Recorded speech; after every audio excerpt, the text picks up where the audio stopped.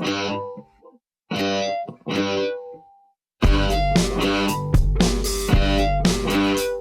there, welcome back to the show. This is Phil Vischer. Welcome back to Phil Vischer Podcast. I'm here with Christian Taylor. Hi, Sky. I mean, Phil. Wow, that was awkward. I was expecting you to say Sky Jitani, so he was on my brain. And Sky Jitani. Hi, Christian. Hi, Phil. Hi, everybody. And we're off to a bad start. Mr. Dr. Reverend Ed Stetzer is here. Hey, He's Ed. a reverend? Are you a doctor? Do you have a doctorate in yes, anything? I do. What's your theology? I have a missiology? doctorate in ministry, a DMin in pastoral leadership, and a PhD in missiology. Can I just say you have That not was been right acting like that since you've been here so far? Wow. All right, I got to sing the theme song. Okay. But I think that's There's good. a theme song? Hey, it's a podcast. He's never What do you listened. know? Hey, it's a podcast. And we got video. Hey, it's a podcast. So lend an ear. The Phil Vischer Podcast starts right here. Oh, we'll talk to Sky and Hi, Christian, too. Hi, Phil. And we've got Ed Stetzer. Hello. Dr. Reverend Mr. Stetzer here for you. Wow, you made that rhyme, too. That was awesome. Kind of. Hey, it's a Wait till podcast. the So end. lend an ear. The Phil Vischer Oh, this Podcast always starts is. right here. Okay. The Phil Vischer Podcast starts right here. Don't encourage it. The No. end, Encourage, he writes please. on the fly. Please encourage. Wow, Please that's awesome. encourage. That was very finished. It was finished. It is It was. finished Because now. of my Got it. Scandinavian background. It is, I understand that. Yeah. Welcome back. It's people probably got tired of us talking about the election, so we invited Ed Stetzer on to talk about the election. That was not, But the invitation really. I received. Not really. I We're did not it's- receive that. It's not about the Okay. election. What's it about? It's about what.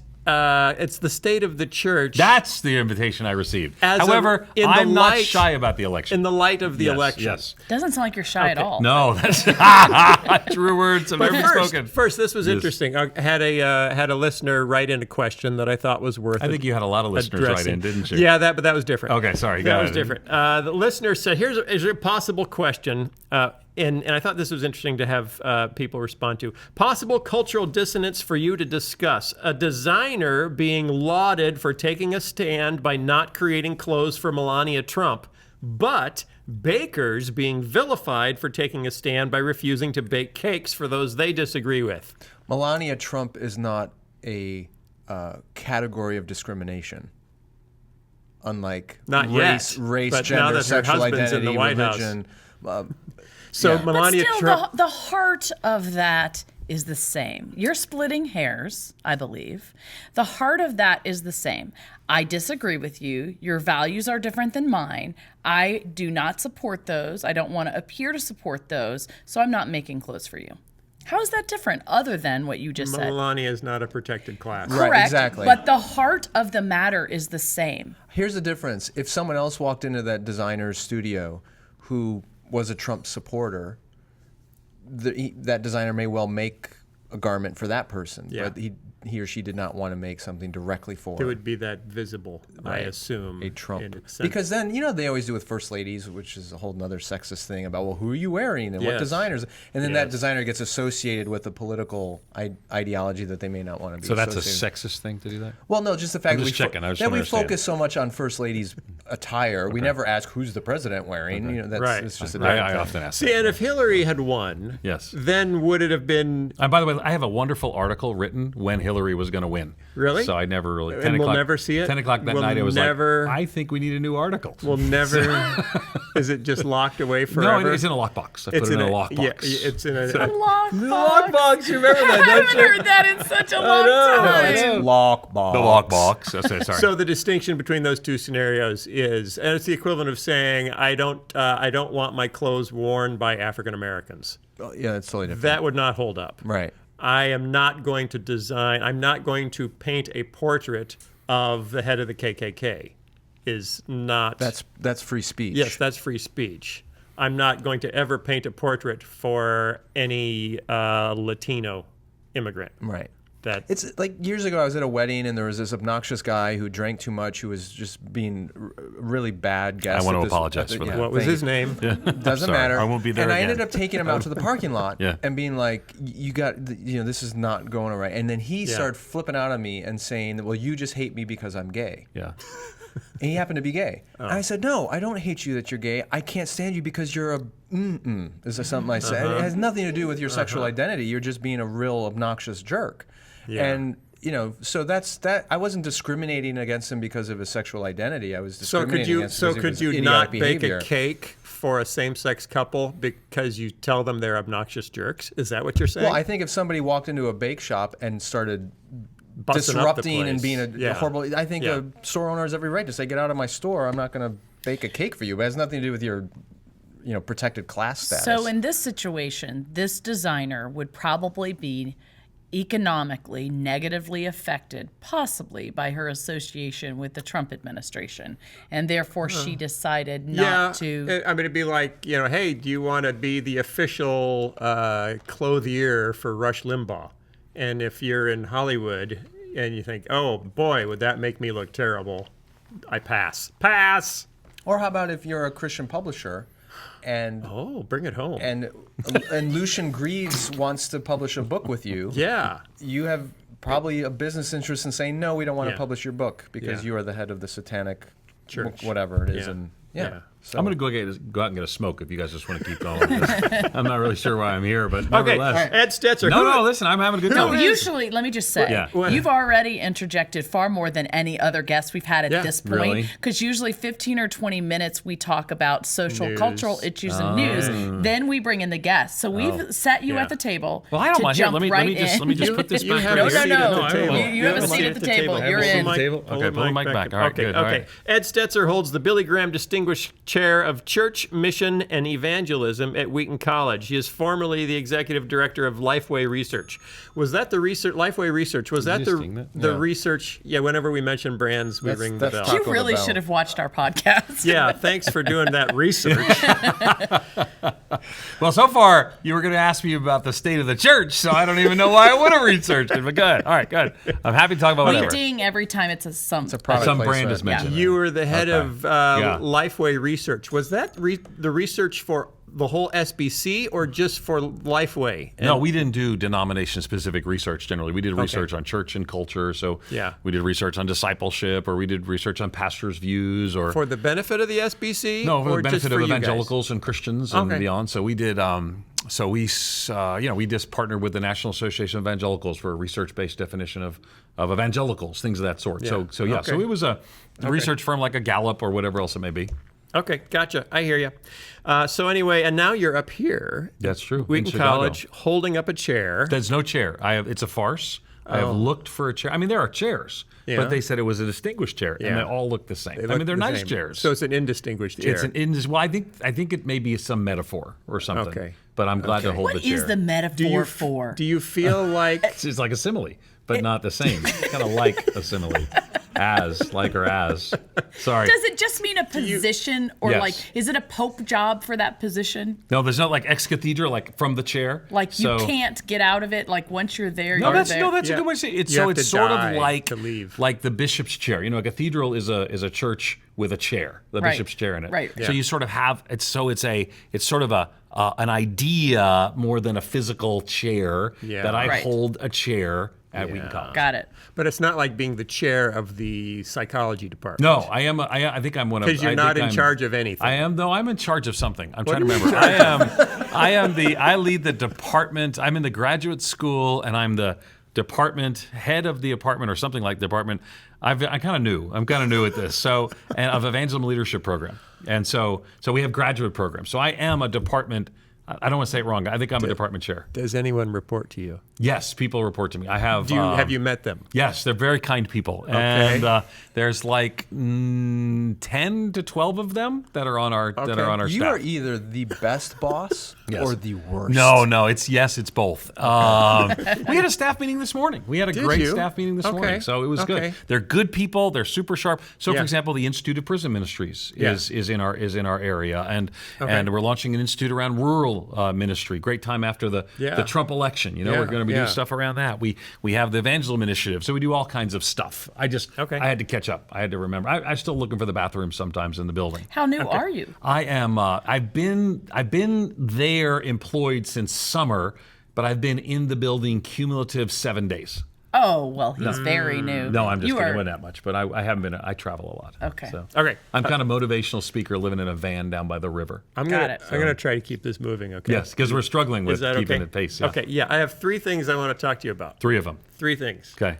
Thing number 1. Thing number 1. Is the concerns that are being raised about the changing political ethics of white evangelicals. Yes. I'm going to summarize it that way. I've heard of that. Here's how Time Magazine summed it up. Okay, Time Magazine just put out an article that says, entitled, Donald Trump and the Transformation of White Evangelicals. White evangelical Christians set a new high watermark in their support for Republican candidates by giving Donald Trump 81% of their votes. Much ink has been spilled explaining just how Trump defeated primary opponents with much stronger Christian credentials. But perhaps a more important question, one that will have relevance far beyond the Trump administration, is not why evangelicals supported Trump, but how white evangelicals' early and steadfast support for Trump has changed them. Perhaps the most dramatic example of the shift in white evangelical political ethics is the way in which white evangelicals have evaluated the personal character of public officials. In 2011, consistent with the values voter brand's insistence on the importance of personal character, only 30% of white evangelicals agreed with the statement that a political leader who committed an immoral act in his private or personal life could still behave ethically in their public life. Only 30% of white evangelicals agreed with that statement. But this year, only 5 years later, 72% of white evangelicals now say they believe a candidate can build a kind of moral wall between his private and public life. This is Time Magazine talking, in a shocking reversal, white evangelicals have gone from being the least likely to the most likely group to agree that a candidate's personal morality has no bearing on his performance in public office. Today, in fact, they are more likely than Americans who claim no religious affiliation at all to say such a moral bifurcation is possible. I just like to use the word bifurcation. I know. That's impressive. I feel like I'm it's Time swearing. Magazine. It has the satisfying. It does. Bifurcation. So it does. It does. So this led you, actually, that same study led our guest, Edward G. Stetzer. I don't know what your middle initial is. It's J, but it was close. Ooh, I was so close. Edward J. Stetzer to pen a blog with the fun headline. What was the fun headline? Wait a minute, I've got it right here. Evangelicals, this is what it looks like to sell your soul for a bowl of Trump. Was that the subtitle? That was it. That was the title. That was the you? title. Did you do that Yeah, I title? did. That's good. I did. That's definitely That's- click-worthy. High click. That was a good one. Ding. How did people respond to that? I'd rather not share their responses. So why did you where did feel you- compelled to write it? Well, first, let me say that most people don't read beyond the title, which yes, was right, Evangelicals. right. This is what it looks like to sell your soul for a bowl of Trump. And many thought that, okay, so if I voted for Trump, I'm sold selling my my soul. soul. Right. Which is not at all. I specifically say the opposite. Right. I wrote a blog post that made people think I was saying if you voted for Trump, you're a racist. Yeah. Yeah, because people didn't mean people to. have this challenge. It's called reading beyond headlines. Really? And we're not good at that? No, it seems we struggle. But because here's the thing. I mean, I think Hillary Clinton gave you lots of reasons not to vote for her. Yeah. And so a lot of people ended Right. up voting for Donald Trump. I get it. But the reality is that this stat. Now I'm sort of a stats kind of guy. Right. This is what I work in Lifeway stats. research. I've heard of that. Yeah. And so what? Oh, Actually, That was accidental. that was my that was you're actually Perfectly getting a text. timed. That is the weirdest time. Yeah. That's Taco, very the impressive. self-ringing bell. that came from my wife, so she was. Okay, so anyway, you are a Okay, stat guy. I was a stat guy. Stats guy. So for me to see, most groups, so there's subsections in demographics. One of them is white evangelicals, but other groups didn't move a lot. But all of a sudden, this group stunningly moved. Now, there's one thing that happened between that we might hypothesize. We can't say with The certainty. Walking Dead. No, but that is nevertheless a popular show.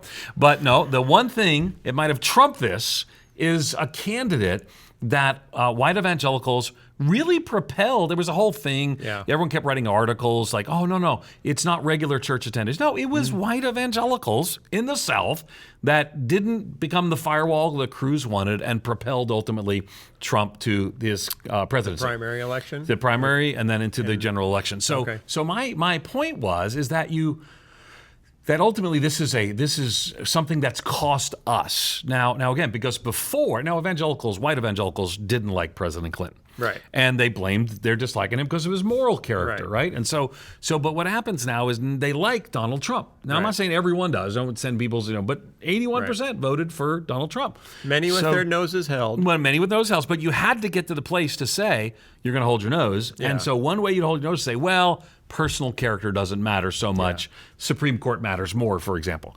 But my point is I think, let's say people are holding their nose and voting for Trump. I think you should still say that personal character matters. If you change your view to ultimately get your candidate in, you change your view of morality to get your candidate in, that's the definition of inappropriate compromise. So you would have preferred if more of these evangelicals had said, yes, I think Donald Trump, his personal character is atrocious. I don't support his character, and I don't like this, and I don't like that. However, I'm still voting for him for these other reasons. That would have been a consistent position. But what the stats are showing is they're excusing his moral character. And that takes away our excuse me, maybe too strong integrity. word. They're saying it doesn't matter as much. And so in doing so, that's what you do to try to be able to vote for someone who you disagree with. But I will tell you that you want to talk? I'm sorry. No, I was just going to ask something. Waving. Go ahead. Well, so I hear what you're saying. Yeah. I've heard a lot of people say. A lot of people say, I've heard that at church a lot. People are saying. I didn't vote for Trump or against Hillary at all. Yeah. I really want the Republican platform to be advanced. Yeah. And we have to deal with this person, but really what's more important is the platform. the platform under the person. And so they're really not even talking about the But that person. doesn't explain the strong support among evangelicals in the primaries, because they had 17 other candidates that would have Well, advanced. It was still a minority, but it was the plurality. So it was still the most likely selected candidate. But when you add the others up, they would have actually been the majority. So when I did a series of articles at Christianity Today. And in doing so, I'm just going to jump in on this. Please. I tried to look at different ways people are making this decision. And one of them was vote for the platform. Yeah. And I hear a lot of churches said, some churches showed that video with Mike Pence. A lot of evangelical churches did. Thousands I heard. I don't know. I mean, they said that.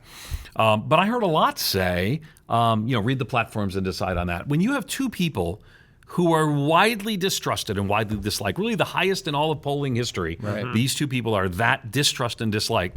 So that becomes a fallback position. But ultimately, Donald Trump's in a sense rewriting the platform as he goes. He is, for example, Republicans have always been, and I don't know if you guys talk about this kind of stuff, but have always been pro-trade, global trade. Right. And so, but Donald Trump won in part of that. Let's remember it was George W. Bush who wanted a guest worker program for illegal immigrants and a path to citizenship. So these were mainstream Republican views, often reflected in the platform, that are now kind of disappearing from the platform. So the head of the party is the presidential candidate or the president.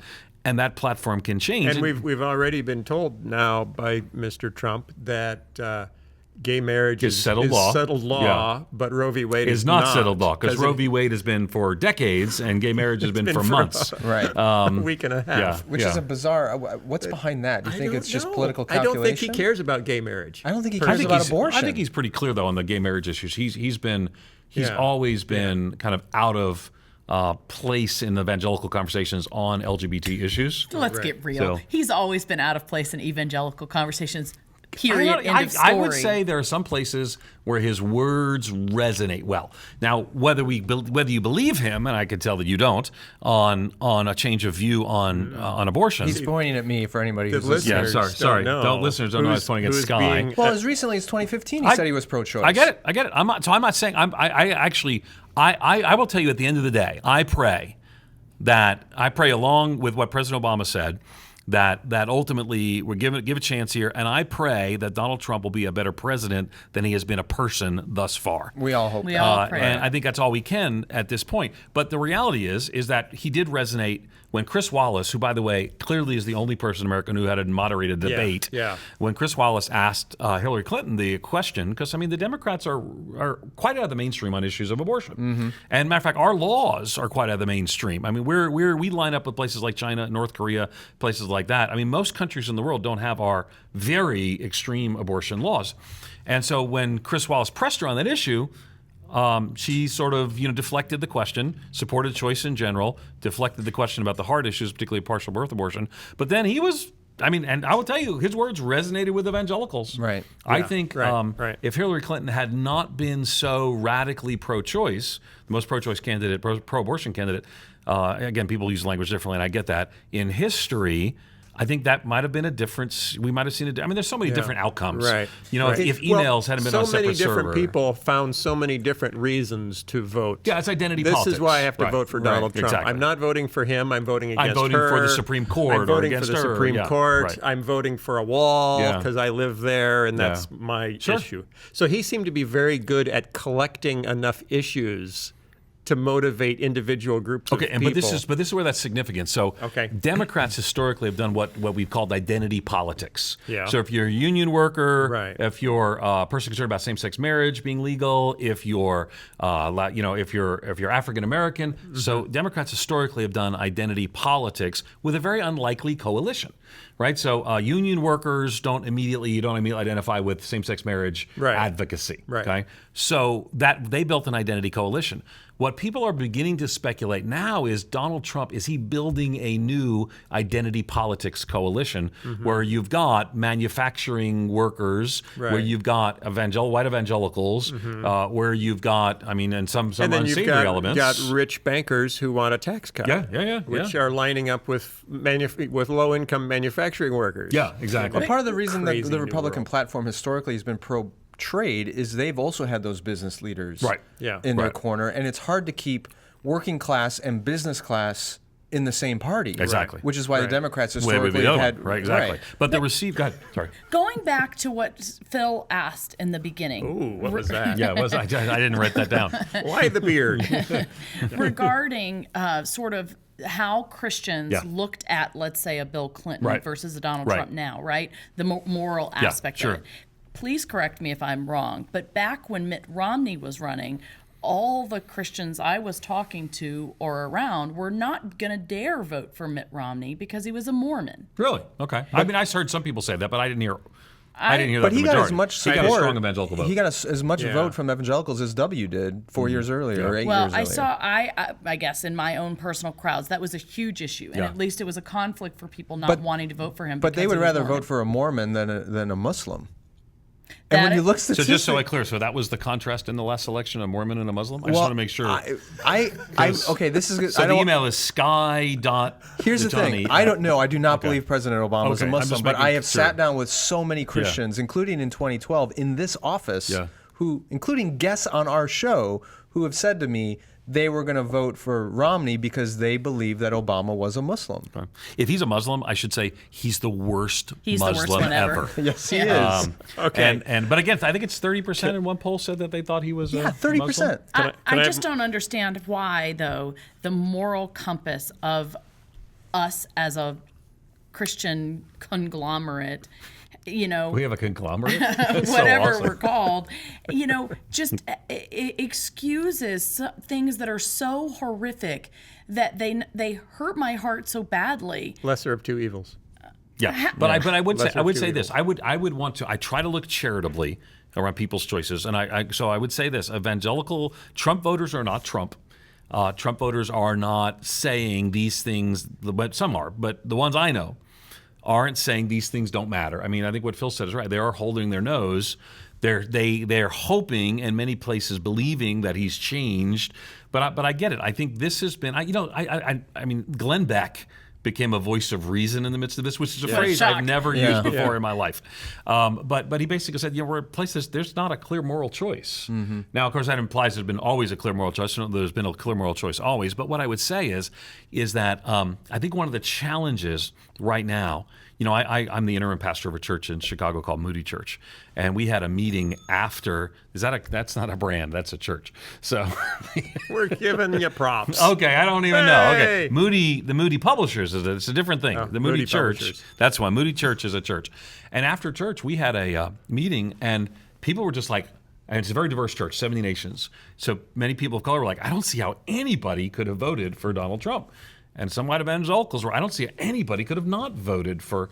And I would just say this is a time to maybe listen to one another and maybe break some of the correlation that has been there. I think it's a good thing that Christians aren't affiliated with one party.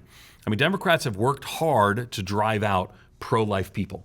Maybe this will be maybe an awakening to some of those. There are a lot of social justice-oriented evangelicals who, if the Democratic Party was not so to the left on abortion and maybe other social issues, maybe that could make a connection. They haven't in the past. Okay, so you wrote a follow-up piece. Yeah.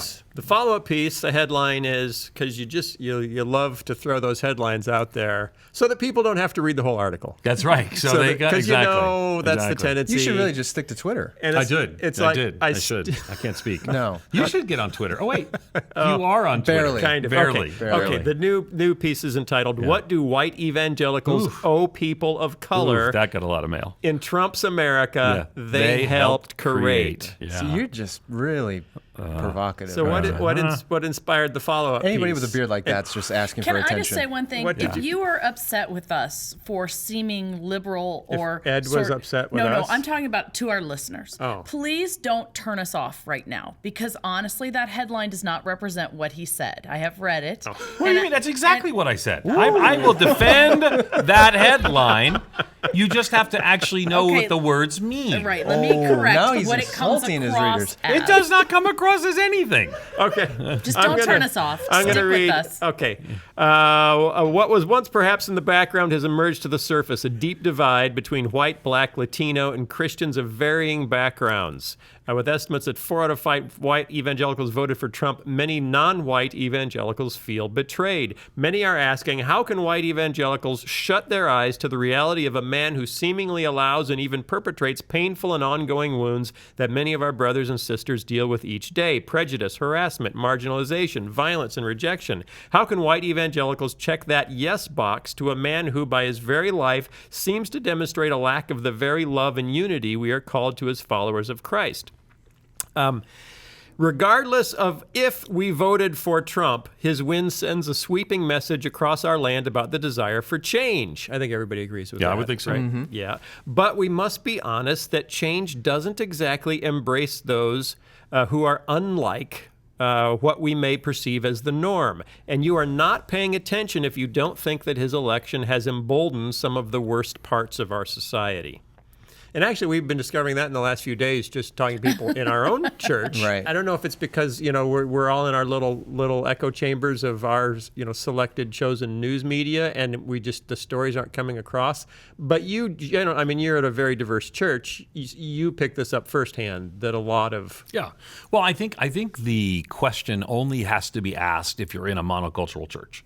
I think statistically, we just can look evangelicals. Let's not even just say like people of color, Latinos, African Americans, and others, but evangelical, self-identified people who believe that Jesus' death on the cross is the only way, that the Bible is uniquely authoritative. And I actually did the research.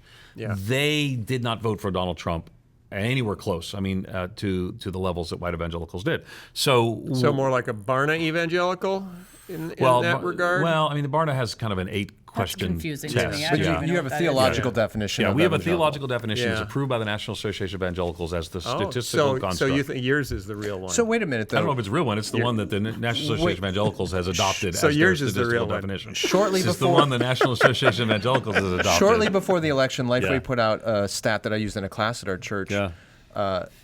Something like 65% of white evangelicals were probably going to vote for Trump, Right. and around 63 or 64% of Black. minority evangelicals were going to vote for Clinton. Right. So it was almost Right, it was very much opposite. exact opposite. Yeah. And I think that's key. So these are not liberals These are not, mainline Protestants. I'm whatever you want to call them. These are people who hold evangelical beliefs. So what I said in there, so white evangelicals disproportionately went that direction. Now, a couple of caveats you need to read. So just read the headline in that. Okay. Some will say, it's only fair to point out, Trump won a higher percentage of people of color than other Republicans, and he did. And furthermore, I think it's important to say that in there, I'm not saying that people, white evangelicals, most of them voted for Trump because of the troubling things he said. Right. For many, it was in spite of the things he said. Right. Okay. Holding our noses exactly. and saying, I don't have any other choice. Exactly. And I think that's a valid and ethical view. And I think there are other valid and ethical views, but that's a valid and ethical view. I don't think Trump voters are Trump. But what I would say is if white evangelicals propelled and ultimately elevated to the presidency Donald Trump, and I think they did. I think statistically we can make that case.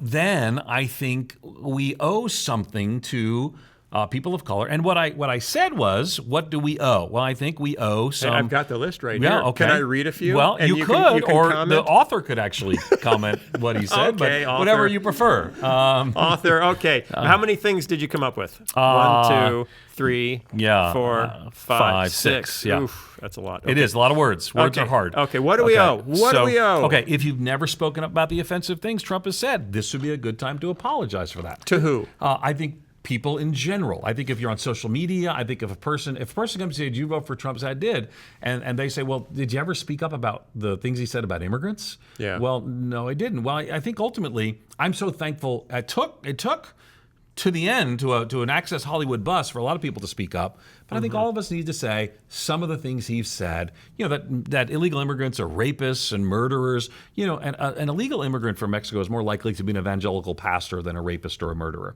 And so to say things like that, I think it's worth saying that's not what we believe. Right. Furthermore, if you begin to develop a multicultural approach, because maybe everyone around you had one view. So let's build a more multicultural church. That was let's number make 2. that the focus. Number 2. You got to give us the number So first. 3, so we can't keep score at home. 3, speak up, sometimes even join those who are marginalized. This would be a great opportunity. Today I'm publishing an article about by an African-American author about where we are in the time we are and what does that mean for the church going forward. So let's share our platform. And you mentioned with your other people. friend Charlie Dates. Charlie Dates here from in Progressive Chicago. Baptist. He's been on the show. He's been on the show. He He's a sat friend in of that the, chair. He's Really? a friend of the show. Friend of the show. Is that a thing? Friend of Yeah. the, oh, yeah. I am not a friend of the show, it appears. will Once be you now. walk Oh, out the I am, door, okay. you are. We have Okay. enemies of the show too. You Do can, we? you're local, Okay. so you can come back anytime. All right, number 4. Okay. Embrace the refugee, the immigrant, or people on the move. But that could be dangerous. They could be terrorists. Yeah, let me just say, if you're a terrorist and you choose to go through the refugee resettlement process, Yeah. which is an 18-month to 2-year process that includes biometric scanning and background checks, you're the stupidest terrorist ever. Maybe they're just super undercover. Or you Deep could cover. just go to the 50 border points that are unmanned in our country and just walk across. But there's going to be a wall. Yes, I heard that. On Canada, too. So let me just say, this is not, the refugees are fleeing the violence, not causing the violence. Yeah. So this is a kind of a ridiculous. We had a World Relief. Matt Sorens. Yeah, Matt Sorens was on the show, and he had this. I mean, if we can't believe our own leading evangelical Christian resettler of refugees about this, what does it say about our trust of any authority? But Breitbart says that they're all on the gravy train making money from the government. And I just want you to know that if people are simultaneously reading Breitbart and listening to this podcast, that is a cognitive dissonance that needs to be addressed in their hearts. Maybe they just want to balance. Can we put view. that on a T-shirt? Yes, we you just may. stop right here. Can you say that one more time? I think we need it on a I T-shirt. heard it. I can repeat Can it. I just say one thing? I want to give a little bit of a confession Oh, good. publicly. This is awesome. Oh, you've been reading Breitbart while we're doing this Yes. podcast. Definitely not. I meant that more generally, not like at the very moment, but go ahead. Boys, make that a T-shirt. We got to have that. Okay, and I want to talk about what I was convicted about today. A vision that I had. We're only on number 4, you know. I know. That's Okay, all then I'm good. going to make this I got quick. nowhere to be. So, I have to confess that I grew up in white Southern America. Mississippi. That's okay. I It's know. okay. Nothing wrong with I that. guess It's I'm not not a bad thing. confessing I grew that. up in, That- We love in white people. that is a white fact. There's, Iowa. look, white people all across we here. live I'm in a white quarter half Indian. I'm just saying. You don't even know. You like made that I up. was thinking of my kids. I'm half Indian. You know? Wow. That's awesome. I am the only minority in this room right now, if you don't That is count the true. blue puppets over there. Anyhow, No, I had a listener tell me that blue does not count as racial diversity on my videos. Wow. Yeah. That's sad. Okay. go. Go. Okay. so I came with a certain set of lenses. Yes. I remembered color in white bathrooms. That's where I came from. So I did end up going to New York, met a lot of different people of color and religions, and slowly over time have been able to accept different people, right, in a different way. I still am uncomfortable, particularly around immigrant people coming into even Wheaton, say, because they Which are there's a lot in Wheaton. It's a very There are. strong resettlement area. because they are so different. Yeah. Their languages are different. Their clothes are different. Their value systems are different. They smell different. So They even taste different. stop. I don't know how to respond to that. So Try my licking one. my point is, I have been convicted Yeah. about how my uncomfortability makes me not reach out. I'm not sure as much. uncomfortability is a word. I'm not either, but Okay, it's but what nevertheless, came I to get mind. the point, So I'm not today sure I was licking reading- immigrants is a thing either. If you would not lick immigrants, they would be more welcomed here. Really? So don't lick You the don't know immigrants. what that means in their culture. Actually, I have a PhD with a focus on cultural anthropology. No culture licks each other. Oh. At least for free. For free. Wow. Oh, where are we going? we edit I this? let Can me we let edit me this? just Finish. what I'm saying. Okay, so today I was reading Joel, and I got a vision of what heaven is going to be like. There's the verse that says there will be every race, creed, color, right? Which is Something picked up like in that. Revelation. There was no creed in there, but okay. Yeah. Well, what Men is and women it? from a Tell me tongue, what it is. tribe, and nation. Socio tribe, and nation. ethnographic. It's not in there. That's And no I- linguistic people groups. Are And not I got mentioned, that I think. picture of us all there, Yeah. all different Yeah. colors, dressed differently, smelling differently. And I realized how ethnocentric I was Sure. and how afraid I was and how what I thought I wanted America to look like was nothing like what heaven will look like. And that was a stark spotlight into my soul. And I realized, we have to start talking about what the vision of heaven Yeah. is going to be like. And, we have to start treating people like that So, here. Two We're things. still on number 4. I know, but Christian, number one, I've been in scenarios where I've taught classes and I've used that same imagery from Revelation, and I've had people respond to me say, yeah, every nation, tribe, and tongue, but they're all going to be separate What? in heaven. They're all going to. Where are you teaching classes? This was when I was. Sweet mother of pearl. This was you when need a new school. This was when I was a seminary student at Trinity. Yes. In Deerfield. No, I can't imagine. David Dockery would slap you, the president of Trinity, if Not you him. said that people thought that at Trinity International. This Students. was not a student. I was Okay. teaching at a church while I was a seminary student at Trinity. But okay. All I'm right. saying Your point is- this is in Yes. Illinois. This is not Yeah. in Mississippi. I'm Okay. hearing those kinds of things. So there are people And we who love will, people in who will Mississippi. still agree with that vision of heaven, but say we're all going to be separate there. Why can't we all be separate here? Yeah. So that alone does not solve. Well, the they're problem. missing a whole linguistic thread throughout the So scriptures. Ed, here's the other thing though. You mentioned the NEA and this view on refugees and NAE, but okay. and you get around a lot Yeah. too. Why is there seemingly this wide gap between what evangelical leaders Yeah. think Yeah. politically, culturally, theologically, and what the people in their pews Because think? evangelical leaders are out of touch with the people in the pews. Now that could be a Or are they prophetic not- opportunity. Are they not teaching? Are they not sharing? Are they not engaging Do you want these to issues? give your opinion? Because you asked mine. Because I'm happy to give yours. So Well, yours is what? No, I'm seeing the gap too. I have thoughts, but No, more. I gave you my thought and you corrected it. So what is your thought? I think they're afraid to speak up on these issues in their I congregations. have not found them afraid to speak up on these issues. I think that that part of the challenge is I think evangelical leaders. First of all, this is a revolution against the elites. So this is it's not a good time to say, I'm an evangelical leader, whatever. I'm an expert. Exactly. So listen to me. Exactly. Bad time to wear so that when T-shirt. when you look at the 3 levels that we can know by polling, so there was sort of the Evangelical Insiders poll. Were you on the Evangelical Insiders poll? I don't know what you're talking Okay, about. so I don't know if it's not you don't have to reveal it if you were. So there's about 100. I was one of them. There's about 100 people on Evangelical Insiders, very much not pro-Trump throughout the whole thing. But evangelicals, I know 5 or 6 people on all pretty solid evangelicals. Yeah. So very much not pro-Trump. Rank and file evangelicals pro-Trump. But then pastors. What does rank and file mean? Like just church member kind of? Self-identified evangelicals, things In the that sort. pew. In the pew. In the pew. But then pastors sort of in the middle. And we did a pastor survey to kind of get a picture of that. So what you find is that again, rank and file. But here's what's key. When we did the research, what we found is that political party and race actually are greater predictors than evangelical beliefs on voting. Right. And that's significant. Yeah. Because what that tells us is that if you're in a congregation that's monocultural and you're around people of similar race and background, you tend to vote one way. But maybe if you're pastoring and you know some people, some different views and different backgrounds and ethnicity, you tend to have a little different view. And then evangelical leaders who, for example, have been deeply engaged with refugee resettlement for decades. This has been a signature ministry of evangelicals. I got to tell you, when I preach, before I moved here, I preached at Moody Church one Sunday. They asked me to fill in, and they asked me to preach on refugees and to mention Syrian refugees. So this is, I don't think anybody would question the conservative credentials of Moody Church. Right. So, but why? Because they're holding this up before their congregation as a value. So what I would say is I do think evangelical leaders are out of touch with the rank and file. I think ultimately they need to either teach, back to your comment, or persuade them, but they're not listening to their evangelical leaders, quote unquote. And if people aren't listening to you, I'm not sure how much of a leader you are. Well, and that gets to the point of where are they getting informed? Yeah. I mean, you've seen the Fox News statistics is too. where they're getting Even informed. people who consider themselves regular church attenders only attend twice a month.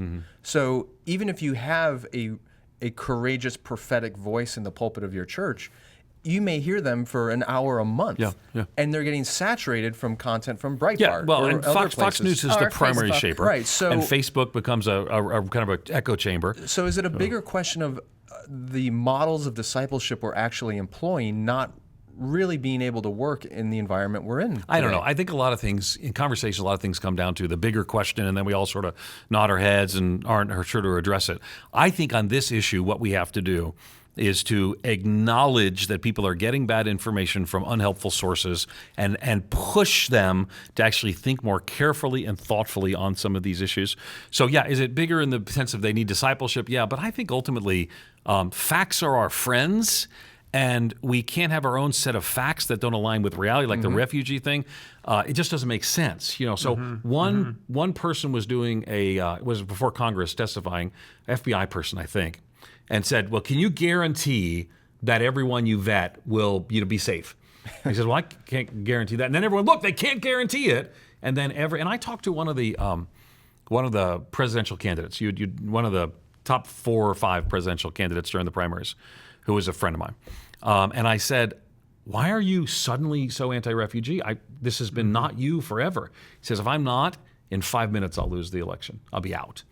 And so what happened is misinformation, a lie, spread around the world before the truth got its pants on.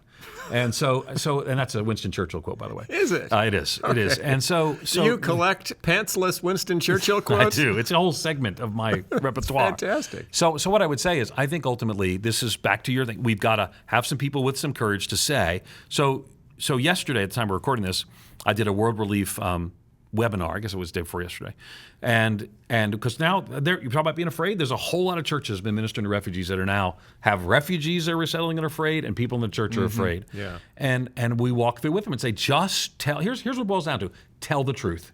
When you tell the truth on this issue, you're on the right side. What do you mean? What truth? The truth is that refugee resettlement is safe and has a track record. We've almost had, we're hundreds of thousands, we're almost to 1 million people resettled since 9/11. And nobody has been related and engaged in a domestic terrorism incident. But everybody says, well, what about so-and-so? No, a lot of these are people who've been here for a generation and then become radicalized on the internet. Now, I'm not saying that Islam is, I'm a follower of Jesus. I don't want more Muslims. I want more followers of Jesus. That's what my desire is. And I want to show and share the love of Jesus to all different kinds of people. But after the Boston bombing, I wrote an article in USA Today, and it was just simply titled, "So we can't mention anything." So I wrote an article for a small, struggling newspaper. And in there, and the reason I mention it, though, is because of the breadth of it, is the article was this: love your neighbor, even your Muslim ones. Most hate mail I ever got for anything I ever wrote. Really? I did a video after the nightclub shooting Yeah, in Orlando about our response, whether we consider somebody our neighbor or our enemy, we're called to the same thing, which is to love them. Yeah. And man, I haven't gotten more vehement, Yeah. nasty So would you say responses you've than anything. developed a thick skin? Do You feel know, like it's funny. you've I mean, I get a gotten lot there? of criticism. You know, my daughter was fascinated by it recently. She just decided to look, and she said, "So it's like 2 or 3 people a day say you're an idiot?" And you know, it depends upon the topic. It depends upon what I wrote that week. Right. But here's the deal. I mean, at the end of the day, I mean, I believe that any way other than the way of Jesus is a false way. Yeah. And I believe in the inerrancy of Scripture, and I believe in the authority of the Word of God, and I believe in personal conversion. I'm not just evangelical. I'm a conservative evangelical. Yeah. But I just think we ought to have some facts. Yeah. Okay. Number 5. Facts are our friends. Can I read number 5? You can do whatever you want. Okay. It's your show. We must The speak. Phil Vischer. That's what I say. It's not your podcast. Hey, you're not letting me speak Okay, up. sorry. It's sorry. my show. It is your show. Thank you. We must speak up and quickly condemn any and all racist comments flowing out of this election. And they sure have lately, haven't they? Spoken up and quickly condemned, or been flowing? Been flowing. Yeah. See, but I've had people tell me that they can't think of a single racist thing that's been said. I had somebody at the church just last week say, "Oh, anything that's been misconstrued as racist is just the media spinning it." Okay. Trump hasn't done But anything. or let's said anything say racist. that well, I'm not saying Trump. I'm saying that some of the more base elements of our society have. But let's say that I mean, here too, if you want to make Trump look bad, you could go vandalize some things and put something about Trump's name in there.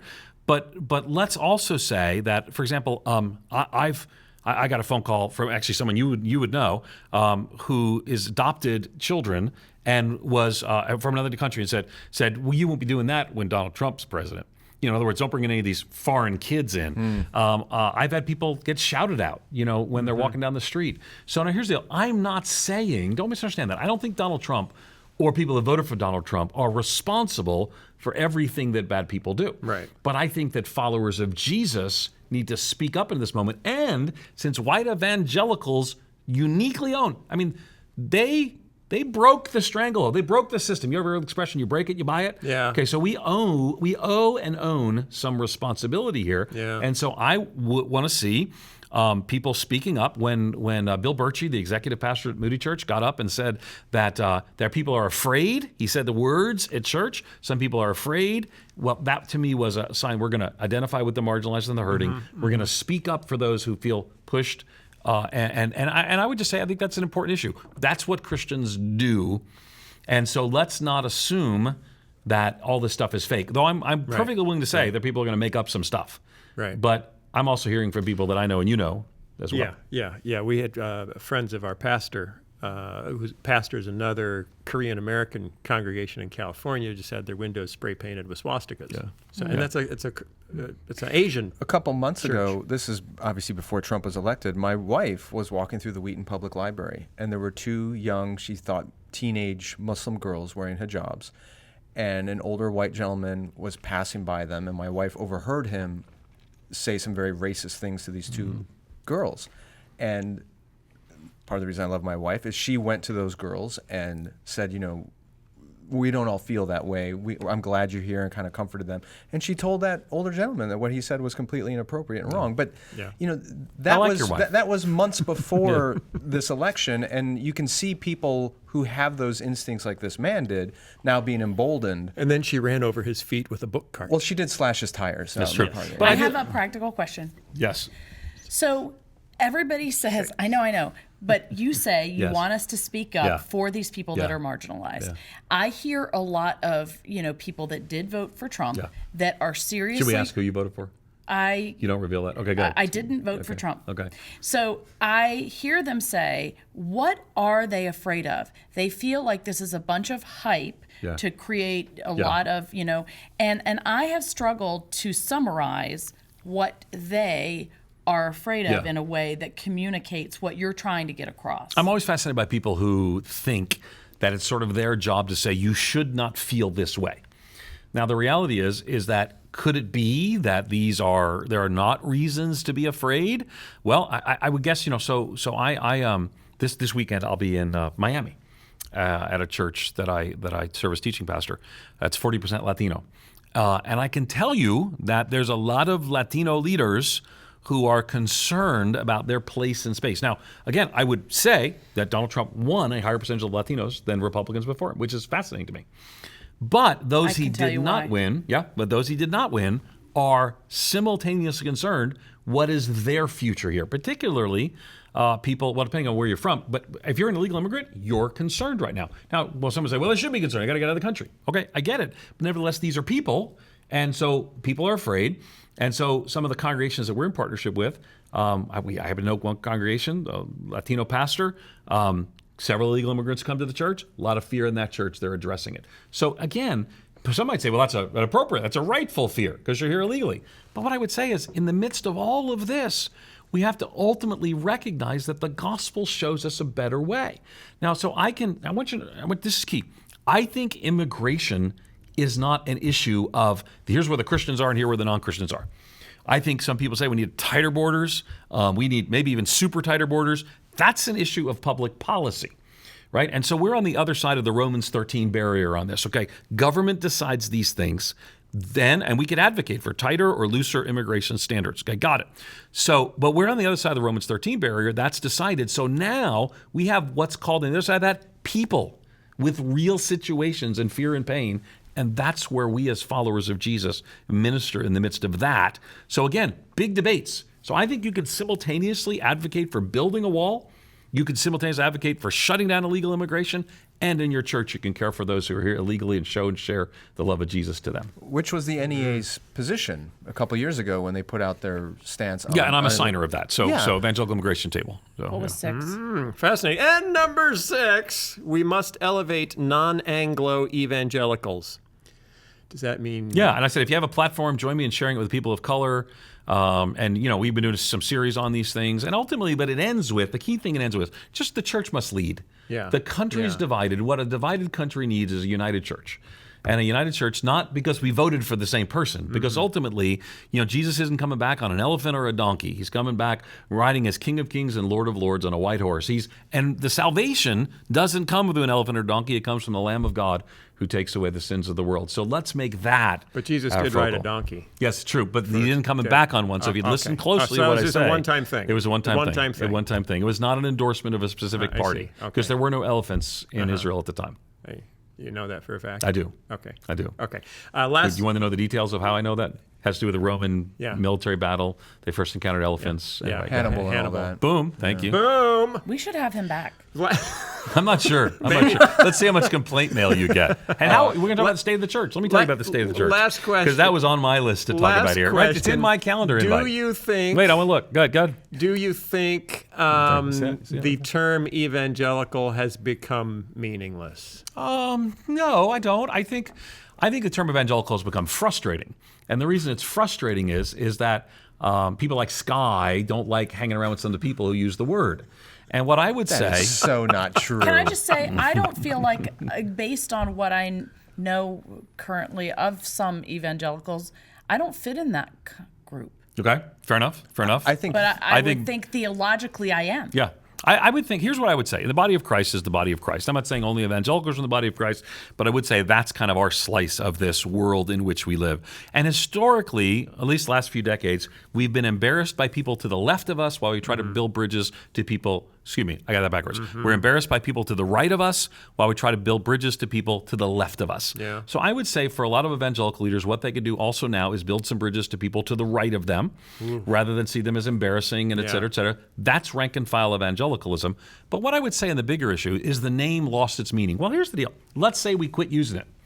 You're still going to find that people go to the same churches and have the same beliefs. You're just going to call them purple. Yeah. And then we're going to say, oh, those purples, they drive me crazy.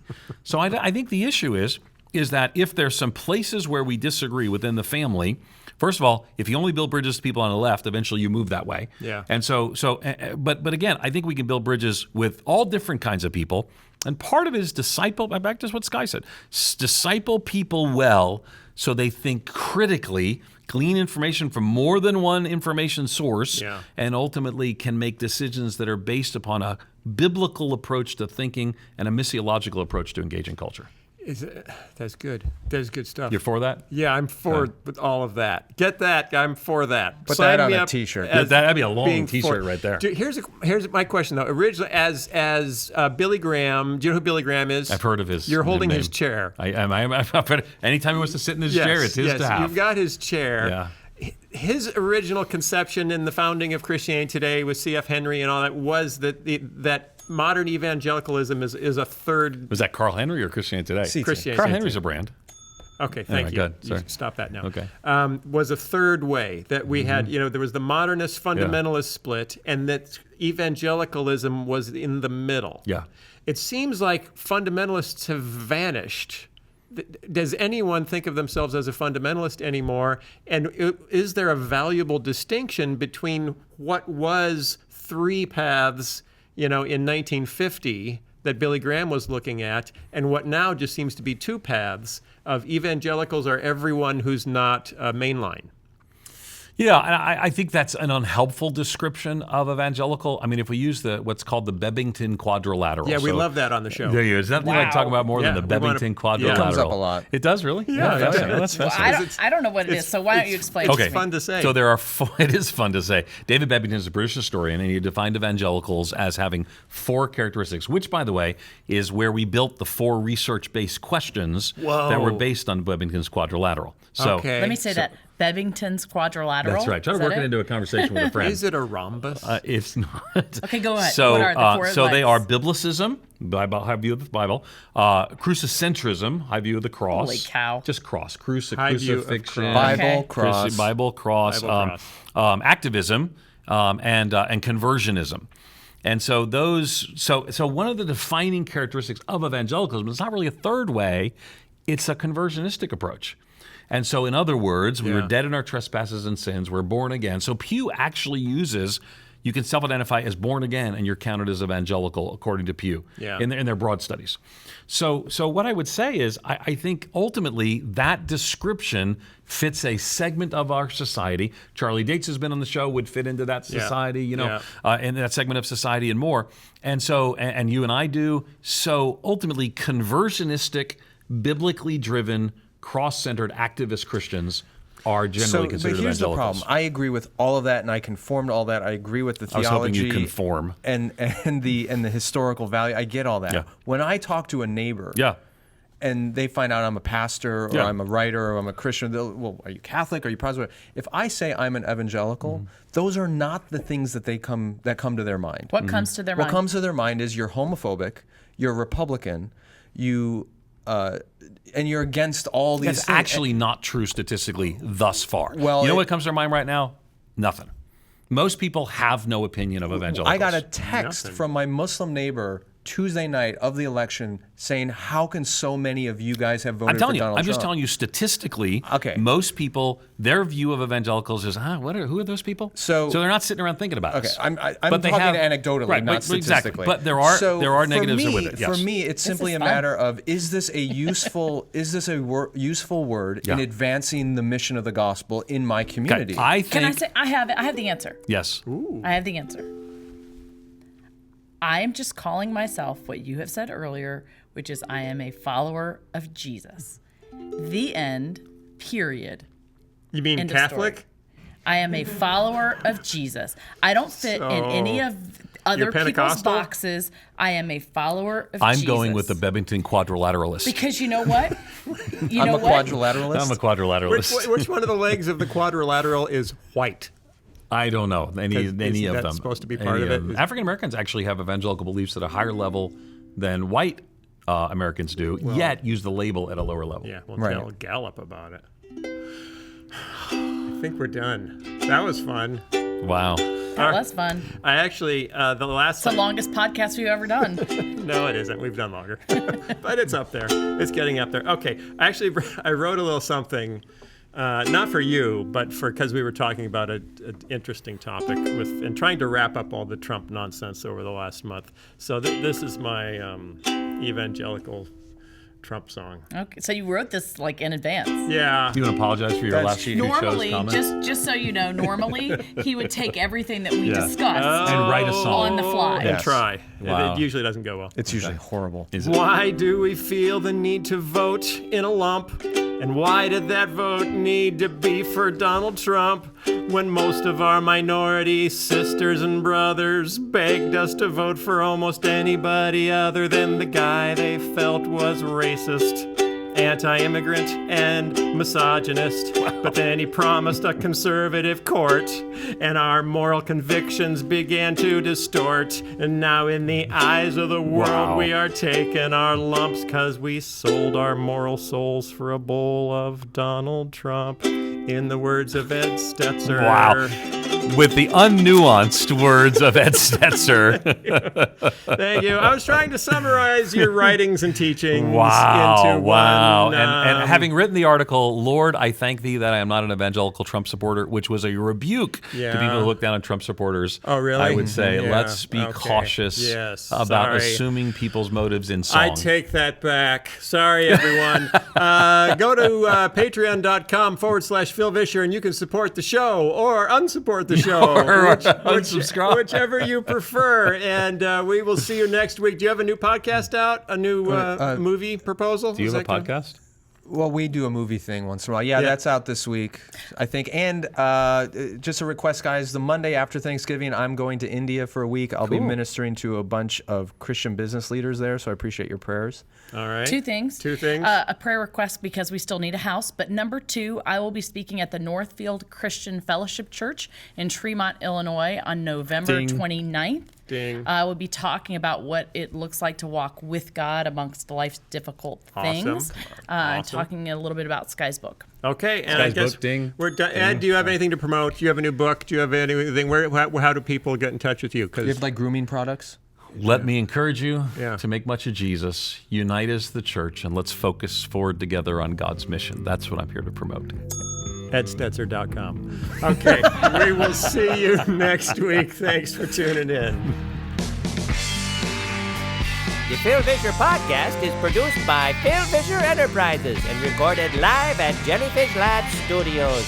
This episode was edited by Jason Rugg and was fact-checked by absolutely no one. For more information, go to philvischer.com.